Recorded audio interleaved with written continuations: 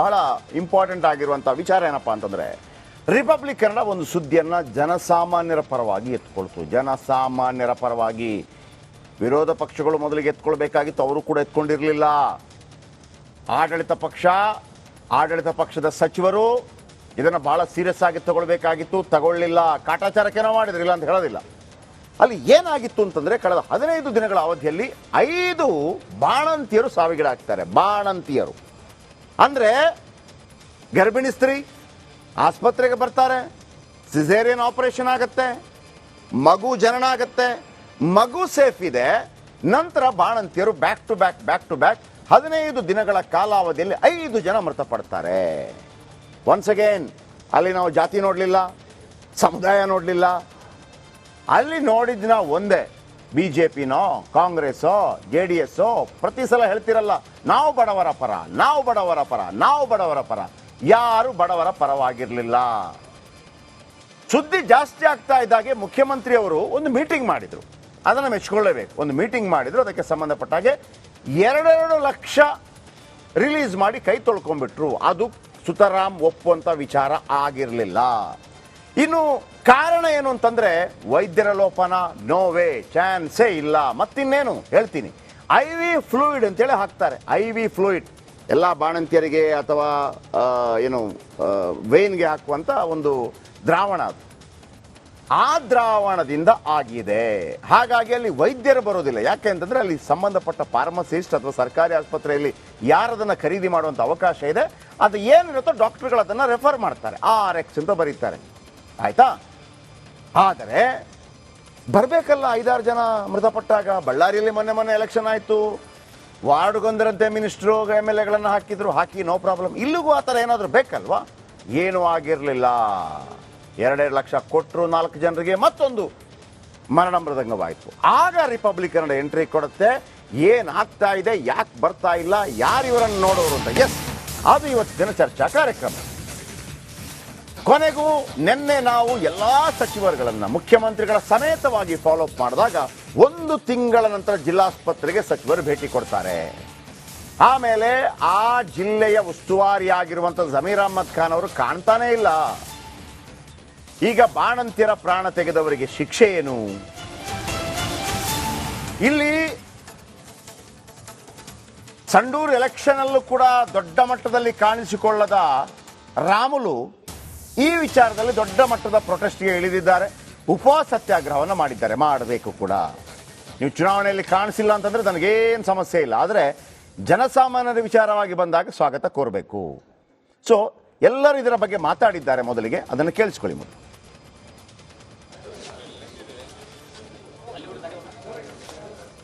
ಇವನ್ನ ಸಸ್ಪೆಂಡ್ ಮಾಡಿದ್ದು, ಯಾರನ್ನ, ಡ್ರಗ್ ಕಂಟ್ರೋಲರ್ ಸಸ್ಪೆಂಡ್ ಮಾಡಿ, ಅವ್ರು ಯಾರು ಔಷಧಿ ಸಪ್ಲೈ ಮಾಡಿದ್ರಲ್ಲ ಅವ್ರನ್ನ ಬ್ಲ್ಯಾಕ್ ಲಿಸ್ಟ್ಗೆ ಹಾಕಿದ್ದು. ಜೊತೆಗೆ ಒಂದು ಕಮಿಟಿ ಕೂಡ ಮಾಡಿದ್ದು, ಡೆವಲಪ್ಮೆಂಟ್ ಕಮಿಷನರ್ ಅಧ್ಯಕ್ಷತೆಯಲ್ಲಿ ಒಂದು ಕಮಿಟಿ ಕೂಡ ಮಾಡಿದ್ದು. ಅವರು ಒಂದು ವರದಿ ಕೊಡಿ ಅಂತ ಹೇಳಿದ್ದು. ಅವ್ರು ವರದಿ ಕೊಟ್ಟ ಮೇಲೆ ಯಾರು ತಪ್ಪಿತಸ್ಥಿದ್ರು ಅವ್ರ ಮೇಲೆ ಕ್ರಮ ತಗೋತೀವಿ. ಈಗಾಗಲೇ ತಗೊಂಡಿದ್ದೀವಿ, ಇನ್ನು ಮುಂದೇನು ಕೂಡ ತಗೋತೀವಿ. ಕೋಮು ಸವಾರ್ಥ ಗಲಾಟೆ ಆದ 5 ಲಕ್ಷ ಪರಿಹಾರ ಕೊಡ್ತಾರೆ, ಜೀವಗಳು ಹೋಗಿದೆ, ಆದ್ರೆ ಬರೀ 2 ಲಕ್ಷ ಕೊಟ್ಟರು ಸರಿ ಇಲ್ಲ ಅಂತ ಯಾರು ನೀನ್ ಹೇಳ್ತಾ ಇದೀಯ? ಅಲ್ಲ ಸರ್, ಜನಗಳು ಕೂಡ ಕೇಳ್ತಾ ಇದಾರೆ ಸರ್. ಯಾವ ಜನಗಳಪ್ಪ? ಕುಟುಂಬಸ್ಥರು ಕೇಳ್ತಾ ಇದಾರೆ ಸರ್, ದುಡ್ಡು ಕಡಿಮೆ ಆಯ್ತು ಅಂತ ಸರ್. ಈಗ ಶ್ರೀರಾಮುಲು ಬಿಜೆಪಿ ಪ್ರತಿಭಟನೆ ಮಾಡ್ತಾರೆ ಬಳ್ಳಾರಿಯಲ್ಲಿ. ಶ್ರೀರಾಮುಲು ನೇತೃತ್ವ ಬಾಣಂತಿಯರ ಸಾವಿನ ಪ್ರಕರಣಕ್ಕೆ ಸಂಬಂಧಪಟ್ಟಂಗೆ ಏನಂತ ಏಕಾಗಿ ಪ್ರತಿಭಟನೆ ಮಾಡ್ತಾ ಇದ್ದಾರೆ. ಏನು ಬಾಣಂತಿಯರ ಶ್ರೀರಾಮುಲು ಸಾವಿನ ಪ್ರಕರಣ ನೋಡ, ಈಗ ವರದಿ ಬಲ್ಲಿ ಅವ್ರ ಮೇಲೆ ಕ್ರಮ ತಗೋತೀವಿ. ಹೌದು, ಇಲ್ಲಿ ಮೊನ್ನೆ ಯಾರು ಇದು ಮೊನ್ನೆ ಸುಮಯ ಅವರು ಏನು ತೀರ್ಕೊಂಡ್ರು. ಪಾಪ ಅವರು ಒಂದು ಚಿಕಿತ್ಸೆಯನ್ನ ಪಡ್ಕೊಂಡು ಇದನ್ನು ಚೆಕ್ ಮಾಡ್ಕೊಂಡು ಬನ್ನಿ ಅಂತ ಒಂದು ಟೀಮ್ ಕಳಿಸ್ಬೇಕು ಅಂತ ಹೇಳಿ, ಆಮೇಲೆ ನಮ್ಮ Rajiv Gandhi health university contact ಮಾಡಿ ನಾವು ಅವರಿಂದ ಒಂದು ಟೀಮನ್ನು ರಚನೆ ಮಾಡಿ ಕಳಿಸ್ಕೊಟ್ಟು ವರದಿ ಬರಲಿ ಏನಾಗಿದೆ ಅಂತ ಮೊದಲು ತಿಳ್ಕೊಳ್ಳೋಣ ಅಂತ. ಆಮೇಲೆ ತಿಳ್ಕೊಂಡ ನಂತರ ಅವರು ವರದಿ ಕೊಟ್ಟರು. ಈ ಥರ ಯಾವುದೇ ಒಂದು ವೈದ್ಯಕೀಯ ಲೋಪದೋಷಗಳೇನಿಲ್ಲ, ಅಂದರೆ ಇಲ್ಲಿಯ ಡಾಕ್ಟರ್ಸ್ ಸಿಬ್ಬಂದಿ ಅವ್ರದ್ದೇನು ಲೋಪದೋಷಗಳೇನು ಕಾಣ್ತಾ ಇಲ್ಲ. ನಮಗೆ ಸಂಶಯ ಇರುವಂಥದ್ದು ಈ ಒಂದು ಯಾವುದೋ ಒಂದು IV ಫ್ಲೂಯಿಡ್ ಇದೆ, ಅದೊಂದು ವ್ಯತ್ಯಾಸ ಆಗಿದೆ ಇದರಲ್ಲಿ. ಬೇರೆದಕ್ಕೆ ಹಿಂದೆ ಆದಂಥದ ಸರ್ಜರೀಸ್ಗೂ ಇವಾಗ ಆದಂಥ ಸಿಸೇರಿಯನ್ ಆಪರೇಷನ್ಗೂ ಇದೇ ವ್ಯತ್ಯಾಸ ಕಾಣಿದೆ. ನಮಗೂ ಅವಾಗ ಖಂಡಿತ ನನಗೆ ಅವಾಗ ಕೂಡಲೇ ನಾನು ಟೆಸ್ಟ್ ಸ್ಟೇಟ್ಮೆಂಟು ಕೂಡ ಕೊಟ್ಟೆ. ಇಮಿಡಿಯೇಟಾಗಿ ಹೇಳಿದೆ ಎಲ್ಲ ಕಡೆ ಇದನ್ನು ನೀವು ಸ್ಟಾಪ್ ಮಾಡಿಸ್ಬಿಡಿ IV ಫ್ಲೂಯಿಡನ್ನು ಯೂಸ್ ಮಾಡೋದು. ಆಮೇಲೆ ಇನ್ನೊಂದು ಏನಂತ ಹೇಳಿದ್ರೆ ಅದಕ್ಕೆ ಬರೋಕ್ಕೆ ಮುಂಚೆನೇ ನಾವು ಸ್ಟಾಪ್ ಮಾಡಿಸ್ತು. ಯಾಕಂತ ಹೇಳಿದ್ರೆ ನಮ್ಗೆ ಹಿಂದೆನೂ ಕೂಡ ಇದೇ ಥರ ಒಂದು ಮಾಹಿತಿ ಮಾರ್ಚ್ ತಿಂಗಳಲ್ಲಿ ಬಂದಿತ್ತು. ಆವಾಗ ನಾನು ಎಲ್ಲವನ್ನು ಸ್ಟಾಪ್ ಮಾಡಿಸ್ಬಿಟ್ಟೆ ಇಡೀ ರಾಜ್ಯದಲ್ಲಿ. ಅವಾಗ ಅಂದರೆ ಡೆತ್ ಏನಾಗಿರಲಿಲ್ಲ, ಅದು ಎಲ್ಲ ಕಡೆಯಿಂದ ರಿಯಾಕ್ಷನ್ ಬರ್ತಾ ಇದೆ. ಕೆಲವು ಕಡೆ ಒಂದು 3-4 ಕಡೆ ನಮ್ಗೆ ಬಂತು ಸುದ್ದಿ, ಈ ಥರ ರಿಯಾಕ್ಷನ್ ಬರ್ತಾ ಇದೆ, IV ಫ್ಲೂಯಿಡ್ ಸ್ವಲ್ಪ ಚಳಿ ಜ್ವರ ಬರ್ತಾ ಇದೆ ಅಂತ. ಅವಾಗ ನಾವು ಎಲ್ಲ ಕಡೆ ಅದನ್ನು ಸ್ಟಾಪ್ ಮಾಡಿಸಿದ್ವು. ಆಮೇಲೆ ಅದನ್ನು ಟೆಸ್ಟ್ ಮಾಡಿಸಿದ್ವು. ಟೆಸ್ಟ್ ಮಾಡಿಸಿದಾಗ ಅದು ಸರಿ ಇಲ್ಲ ಅಂತ ಬಂತು, ಒಂದು ಕೆಲವು ಸ್ಯಾಂಪಲ್ ಸರಿ ಇಲ್ಲ ಅಂತ ಬಂತು. ಆಮೇಲೆ ನಾವು ಅವ್ರನ್ನ ಬ್ಲ್ಯಾಕ್ ಲಿಸ್ಟು ಕೂಡ ಮಾಡಿದ್ವು. ಅದ ನಂತರ ಏನಾಯಿತು, ಅವರು ಅಪೀಲ್ ಹಾಕೊಂಡ್ರು. ಅಪೀಲ್ ಹಾಕೊಂಡವರು ಸೆಂಟ್ರಲ್ ಡ್ರಗ್ ಲ್ಯಾಬ್ಗೆ ಹೋದರು. ಸೆಂಟ್ರಲ್ ಡ್ರಗ್ ಲ್ಯಾಬ್ ಅವರು ಇದೆಲ್ಲ ಸರಿ ಇದೆ ಅಂತ ಅವ್ರು ಕೊಟ್ಟರು. ಕೋರ್ಟ್ ಅವ್ರು ಏನು ಮಾಡಿದ್ರು, ನಾವು ಬ್ಲ್ಯಾಕ್ ಲಿಸ್ಟ್ ಮಾಡಿದ್ದನ್ನು ಸ್ಟೇ ಮಾಡಿಬಿಟ್ರು. ಸೊ ಆದರೂ ಕೂಡ ಇದು ನಾವು ಎಲ್ಲ ಟೆಸ್ಟ್ ಮಾಡೋವರೆಗೂ ನಾವು ಯಾವುದೂ ಬಿಡುಗಡೆ ಮಾಡೋದು ಬೇಡ ಅಂಥೇಳಿ ನಾನು ಎಲ್ಲವನ್ನು ಕೂಡ ಬಿಡುಗಡೆ ಮಾಡೋಕ್ಕೆ ಬಿಡಲಿಲ್ಲ, ಹಾಗೇ ಇಟ್ಕೊಂಡಿದ್ದು ಎಲ್ಲ. ಆಮೇಲೆ ನಮ್ಮ ಡ್ರಗ್ ಕಂಟ್ರೋಲ್ ಲ್ಯಾಬ್ ಅವರು 90 ಸ್ಯಾಂಪಲ್ಸ್ ಟೆಸ್ಟ್ ಮಾಡಿದ್ರು. ಅದರಲ್ಲಿ ಇನ್ನೊಂದು 18 ಫೇಲಿಯರ್ ಬಂತು. ಬಹಳ ಇಂಪಾರ್ಟೆಂಟ್ ಆಗಿರುವಂಥ ವಿಚಾರ ಏನಪ್ಪ ಅಂತಂದರೆ, ರಿಪಬ್ಲಿಕ್ ಕನ್ನಡ ಒಂದು ಸುದ್ದಿಯನ್ನು ಜನಸಾಮಾನ್ಯರ ಪರವಾಗಿ ಎತ್ಕೊಳ್ತು. ಜನಸಾಮಾನ್ಯರ ಪರವಾಗಿ ವಿರೋಧ ಪಕ್ಷಗಳು ಮೊದಲಿಗೆ ಎತ್ಕೊಳ್ಬೇಕಾಗಿತ್ತು, ಅವರು ಕೂಡ ಎತ್ಕೊಂಡಿರಲಿಲ್ಲ. ಆಡಳಿತ ಪಕ್ಷದ ಸಚಿವರು ಇದನ್ನು ಬಹಳ ಸೀರಿಯಸ್ ಆಗಿ ತಗೊಳ್ಬೇಕಾಗಿತ್ತು, ತಗೊಳ್ಳಿಲ್ಲ. ಕಾಟಾಚಾರಕ್ಕೇನೋ ಮಾಡಿದ್ರಿಲ್ಲ ಅಂತ ಹೇಳೋದಿಲ್ಲ. ಅಲ್ಲಿ ಏನಾಗಿತ್ತು ಅಂತಂದರೆ, ಕಳೆದ 15 ದಿನಗಳ ಅವಧಿಯಲ್ಲಿ 5 ಬಾಣಂತಿಯರು ಸಾವಿಗೀಡಾಗ್ತಾರೆ. ಬಾಣಂತಿಯರು ಅಂದರೆ ಗರ್ಭಿಣಿ ಸ್ತ್ರೀ ಆಸ್ಪತ್ರೆಗೆ ಬರ್ತಾರೆ, ಸಿಸೇರಿಯನ್ ಆಪರೇಷನ್ ಆಗುತ್ತೆ, ಮಗು ಜನನ ಆಗುತ್ತೆ, ಮಗು ಸೇಫ್ ಇದೆ. ನಂತರ ಬಾಣಂತಿಯರು ಬ್ಯಾಕ್ ಟು ಬ್ಯಾಕ್ 15 ದಿನಗಳ ಕಾಲಾವಧಿಯಲ್ಲಿ 5 ಜನ ಮೃತಪಡ್ತಾರೆ. ಒನ್ಸ್ ಅಗೇನ್ ಅಲ್ಲಿ ನಾವು ಜಾತಿ ನೋಡಲಿಲ್ಲ, ಸಮುದಾಯ ನೋಡಲಿಲ್ಲ. ಅಲ್ಲಿ ನೋಡಿದ್ನ ಒಂದೇ, BJPನೋ ಕಾಂಗ್ರೆಸ್ಸೋ JDSೋ ಪ್ರತಿ ಸಲ ಹೇಳ್ತಿರಲ್ಲ, ನಾವು ಬಡವರ ಪರ. ಯಾರು ಬಡವರ ಪರವಾಗಿರಲಿಲ್ಲ. ಸುದ್ದಿ ಜಾಸ್ತಿ ಆಗ್ತಾ ಇದ್ದಾಗೆ ಮುಖ್ಯಮಂತ್ರಿಯವರು ಒಂದು ಮೀಟಿಂಗ್ ಮಾಡಿದರು, ಅದನ್ನು ಮೆಚ್ಕೊಳ್ಳೇಬೇಕು. ಒಂದು ಮೀಟಿಂಗ್ ಮಾಡಿದ್ರು, ಅದಕ್ಕೆ ಸಂಬಂಧಪಟ್ಟ ಹಾಗೆ 2 ಲಕ್ಷ ರಿಲೀಸ್ ಮಾಡಿ ಕೈ ತೊಳ್ಕೊಂಡ್ಬಿಟ್ರು. ಅದು ಸುತರಾಮ್ ಒಪ್ಪುವಂಥ ವಿಚಾರ ಆಗಿರಲಿಲ್ಲ. ಇನ್ನು ಕಾರಣ ಏನು ಅಂತಂದರೆ, ವೈದ್ಯರ ಲೋಪನ, ನೋವೇ ಚಾನ್ಸೇ ಇಲ್ಲ. ಮತ್ತಿನ್ನೇನು ಹೇಳ್ತೀನಿ, IV ಫ್ಲೂಯಿಡ್ ಅಂತೇಳಿ ಹಾಕ್ತಾರೆ. IV ಫ್ಲೂಯಿಡ್ ಎಲ್ಲ ಬಾಣಂತಿಯರಿಗೆ ಅಥವಾ ವೇನ್ಗೆ ಹಾಕುವಂಥ ಒಂದು ದ್ರಾವಣ ಅದು. ಆ ದ್ರಾವಣದಿಂದ ಆಗಿದೆ. ಹಾಗಾಗಿ ಅಲ್ಲಿ ವೈದ್ಯರು ಬರೋದಿಲ್ಲ. ಯಾಕೆ ಅಂತಂದರೆ ಅಲ್ಲಿ ಸಂಬಂಧಪಟ್ಟ ಫಾರ್ಮಸಿಸ್ಟ್ ಅಥವಾ ಸರ್ಕಾರಿ ಆಸ್ಪತ್ರೆಯಲ್ಲಿ ಯಾರದನ್ನು ಖರೀದಿ ಮಾಡುವಂಥ ಅವಕಾಶ ಇದೆ, ಅದು ಏನಿರುತ್ತೋ ಡಾಕ್ಟರ್ಗಳು ಅದನ್ನು ರೆಫರ್ ಮಾಡ್ತಾರೆ, RX ಅಂತ ಬರೀತಾರೆ. ಆಯಿತಾ?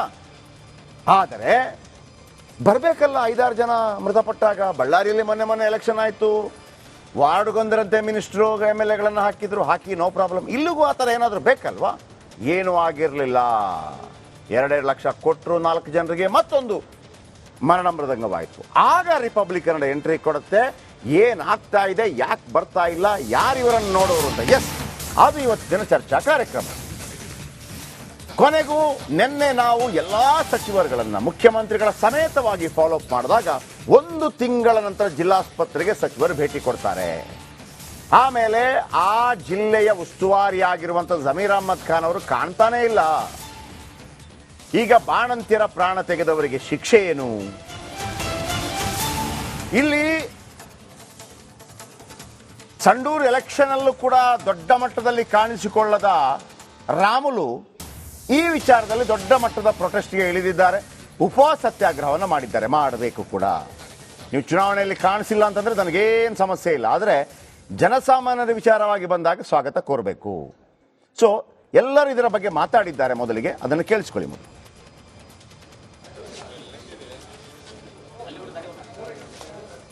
ಇವನ್ನ ಸಸ್ಪೆಂಡ್ ಮಾಡಿದ್ದು, ಯಾರನ್ನ, ಡ್ರಗ್ ಕಂಟ್ರೋಲರ್ ಸಸ್ಪೆಂಡ್ ಮಾಡಿ ಅವ್ರು ಯಾರು ಔಷಧಿ ಸಪ್ಲೈ ಮಾಡಿದ್ರಲ್ಲ ಅವ್ರನ್ನ ಬ್ಲ್ಯಾಕ್ ಲಿಸ್ಟ್ಗೆ ಹಾಕಿದ್ದು. ಜೊತೆಗೆ ಒಂದು ಕಮಿಟಿ ಕೂಡ ಮಾಡಿದ್ದು, ಡೆವಲಪ್ಮೆಂಟ್ ಕಮಿಷನರ್ ಅಧ್ಯಕ್ಷತೆಯಲ್ಲಿ ಒಂದು ಕಮಿಟಿ ಕೂಡ ಮಾಡಿದ್ದು. ಅವರು ಒಂದು ವರದಿ ಕೊಡಿ ಅಂತ ಹೇಳಿದ್ದು. ಅವ್ರು ವರದಿ ಕೊಟ್ಟ ಮೇಲೆ ಯಾರು ತಪ್ಪಿತಸ್ಥಿದಾರೋ ಅವ್ರ ಮೇಲೆ ಕ್ರಮ ತಗೋತೀವಿ. ಈಗಾಗಲೇ ತಗೊಂಡಿದ್ದೀವಿ, ಇನ್ನು ಮುಂದೇನು ಕೂಡ ತಗೋತೀವಿ. ಕೋಮು ಸವಾರ್ದು ಗಲಾಟೆ ಆದ 5 ಲಕ್ಷ ಪರಿಹಾರ ಕೊಡ್ತಾರೆ, ಜೀವಗಳು ಹೋಗಿದೆ. ಆದ್ರೆ ಬರೀ 2 ಲಕ್ಷ ಕೊಟ್ಟರು ಸರಿ ಇಲ್ಲ ಅಂತ ಯಾರು ನೀನ್ ಹೇಳ್ತಾ ಇದೀಯ? ಅಲ್ಲ ಸರ್, ಜನಗಳು ಕೂಡ ಕೇಳ್ತಾ ಇದಾರೆ ಸರ್. ಯಾವ ಜನಗಳಪ್ಪ? ಕುಟುಂಬಸ್ಥರು ಕೇಳ್ತಾ ಇದಾರೆ ಸರ್, ದುಡ್ಡು ಕಡಿಮೆ ಆಯ್ತು ಅಂತ ಸರ್. ಈಗ ಶ್ರೀರಾಮುಲು ಅವರು ಬಿಜೆಪಿ ಪ್ರತಿಭಟನೆ ಮಾಡ್ತಾರೆ ಬಳ್ಳಾರಿಯಲ್ಲಿ. ಶ್ರೀರಾಮುಲು ನೇತೃತ್ವ ಪ್ರತಿಭಟನೆ ಮಾಡ್ತಾರೆ ಬಾಣಂತಿಯರ ಸಾವಿನ ಪ್ರಕರಣಕ್ಕೆ ಸಂಬಂಧಪಟ್ಟಂಗೆ. ಏನಂತ ಏಕಾಗಿ ಪ್ರತಿಭಟನೆ ಮಾಡ್ತಾ ಇದ್ದಾರೆ ಇವತ್ತು ಏನು ಬಾಣಂತಿಯರ ಶ್ರೀರಾಮುಲು ಅವರು ಸಾವಿನ ಪ್ರಕರಣ ನೋಡ, ಈಗ ವರದಿ ಬರಲಿ ಅವ್ರ ಮೇಲೆ ಕ್ರಮ ತಗೋತೀವಿ. ಹೌದು, ಇಲ್ಲಿ ಮೊನ್ನೆ ಯಾರು ಇದು ಸುಮಯ ಮೊನ್ನೆ ಸುಮಯ ಅವರು ಏನು ತೀರ್ಕೊಂಡ್ರು. ಪಾಪ ಅವರು ಒಂದು ಚಿಕಿತ್ಸೆಯನ್ನ ಪಡ್ಕೊಂಡು ಇದನ್ನು ಚೆಕ್ ಮಾಡ್ಕೊಂಡು ಬನ್ನಿ ಅಂತ ಒಂದು ಟೀಮ್ ಕಳಿಸ್ಬೇಕು ಅಂತ ಹೇಳಿ ಆಮೇಲೆ ನಮ್ಮ Rajiv Gandhi health university contact ಮಾಡಿ ನಾವು ಅವರಿಂದ ಒಂದು ಟೀಮನ್ನು ರಚನೆ ಮಾಡಿ ಕಳಿಸ್ಕೊಟ್ಟು ವರದಿ ಬರಲಿ ಏನಾಗಿದೆ ಅಂತ ಮೊದಲು ತಿಳ್ಕೊಳ್ಳೋಣ ಅಂತ. ಆಮೇಲೆ ತಿಳ್ಕೊಂಡ ನಂತರ ಅವರು ವರದಿ ಕೊಟ್ಟರು. ಈ ಥರ ಯಾವುದೇ ಒಂದು ವೈದ್ಯಕೀಯ ಲೋಪದೋಷಗಳೇನಿಲ್ಲ, ಅಂದರೆ ಇಲ್ಲಿಯ ಡಾಕ್ಟರ್ಸ್ ಸಿಬ್ಬಂದಿ ಅವ್ರದ್ದೇನು ಲೋಪದೋಷಗಳೇನು ಏನು ಕಾಣ್ತಾ ಇಲ್ಲ.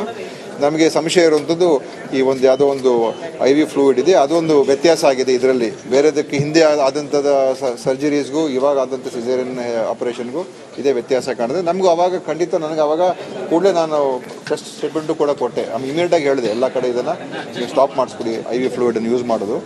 ಆಮೇಲೆ ಇನ್ನೊಂದು ಏನಂತ ಹೇಳಿದ್ರೆ ಅದಕ್ಕೆ ಬರೋಕ್ಕೆ ಮುಂಚೆನೇ ನಾವು ಸ್ಟಾಪ್ ಮಾಡಿಸ್ತು. ಯಾಕಂತ ಹೇಳಿದ್ರೆ ನಮ್ಗೆ ಹಿಂದೆನೂ ಕೂಡ ಇದೇ ಥರ ಒಂದು ಮಾಹಿತಿ ಮಾರ್ಚ್ ತಿಂಗಳಲ್ಲಿ ಬಂದಿತ್ತು. ಆವಾಗ ನಾನು ಎಲ್ಲವನ್ನು ಸ್ಟಾಪ್ ಮಾಡಿಸ್ಬಿಟ್ಟೆ ಇಡೀ ರಾಜ್ಯದಲ್ಲಿ. ಅವಾಗ ಅಂದರೆ ಡೆತ್ ಏನಾಗಿರಲಿಲ್ಲ, ಅದು ಎಲ್ಲ ಕಡೆಯಿಂದ ರಿಯಾಕ್ಷನ್ ಬರ್ತಾ ಇದೆ. ಕೆಲವು ಕಡೆ ಒಂದು 3-4 ಕಡೆ ನಮ್ಗೆ ಬಂತು ಸುದ್ದಿ, ಈ ಥರ ರಿಯಾಕ್ಷನ್ ಬರ್ತಾ ಇದೆ, IV ಫ್ಲೂಯಿಡ್ ಸ್ವಲ್ಪ ಚಳಿ ಜ್ವರ ಬರ್ತಾ ಇದೆ ಅಂತ. ಅವಾಗ ನಾವು ಎಲ್ಲ ಕಡೆ ಅದನ್ನು ಸ್ಟಾಪ್ ಮಾಡಿಸ್ದು. ಆಮೇಲೆ ಅದನ್ನು ಟೆಸ್ಟ್ ಮಾಡಿಸಿದಾಗ ಅದು ಸರಿ ಇಲ್ಲ ಅಂತ ಬಂತು. ಒಂದು ಕೆಲವು ಸ್ಯಾಂಪಲ್ ಸರಿ ಇಲ್ಲ ಅಂತ ಬಂತು. ಆಮೇಲೆ ನಾವು ಅವ್ರನ್ನ ಬ್ಲ್ಯಾಕ್ ಲಿಸ್ಟು ಕೂಡ ಮಾಡಿದ್ವು. ಅದ ನಂತರ ಏನಾಯಿತು, ಅವರು ಅಪೀಲ್ ಹಾಕೊಂಡ್ರು. ಅಪೀಲ್ ಹಾಕೊಂಡವರು ಸೆಂಟ್ರಲ್ ಡ್ರಗ್ ಲ್ಯಾಬ್ಗೆ ಹೋದರು. ಸೆಂಟ್ರಲ್ ಡ್ರಗ್ ಲ್ಯಾಬ್ ಅವರು ಇದೆಲ್ಲ ಸರಿ ಇದೆ ಅಂತ ಅವ್ರು ಕೊಟ್ಟರು. ಕೋರ್ಟ್ ಅವ್ರು ಏನು ಮಾಡಿದ್ರು, ನಾವು ಬ್ಲ್ಯಾಕ್ ಲಿಸ್ಟ್ ಮಾಡೋದನ್ನು ಸ್ಟೇ ಮಾಡಿಬಿಟ್ರು. ಸೊ ನಾವಾದರೂ ಕೂಡ ಇದು ನಾವು ಎಲ್ಲ ಟೆಸ್ಟ್ ಮಾಡೋರ್ಗೂ ನಾವು ಯಾವುದೂ ಬಿಡುಗಡೆ ಮಾಡೋದು ಬೇಡ ಅಂಥೇಳಿ ನಾನು ಎಲ್ಲವನ್ನು ಕೂಡ ಬಿಡುಗಡೆ ಮಾಡೋಕ್ಕೆ ಬಿಡಲಿಲ್ಲ, ಹಾಗೇ ಇಟ್ಕೊಂಡಿದ್ದು ಎಲ್ಲ. ಆಮೇಲೆ ನಮ್ಮ ಡ್ರಗ್ ಕಂಟ್ರೋಲ್ ಲ್ಯಾಬ್ ಅವರು 90 ಸ್ಯಾಂಪಲ್ಸ್ ಟೆಸ್ಟ್ ಮಾಡಿದ್ರು. ಅದರಲ್ಲಿ ಇನ್ನೊಂದು 18 ಫೇಲಿಯರ್ ಬಂತು.